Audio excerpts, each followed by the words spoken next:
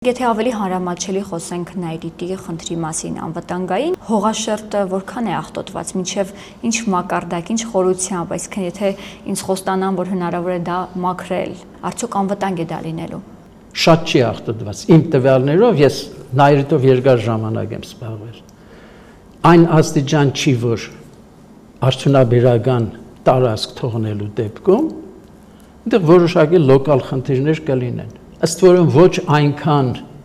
հողի աղտոտման հետ կապված, այլ նաև այն կոմունիկացիաների, որ վաղը եթե մենք օգտագործենք նոր արդյունաբերական գոտի ստեղծելու համար, ինչ կարիքներ կան։ Եթե այդ արդյունաբերական գոտիում պետք է շատ, այսպես ասած, նուրբ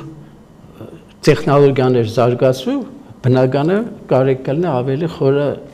ուսումնասիրել։ Կարող է նույնիսկ Երևանի օդի, որ այնտեղ էլ է տարածում, օդի վիճակն էլ այնպեսին չլինի, որ այնտեղ կարելի լինի, օրինակ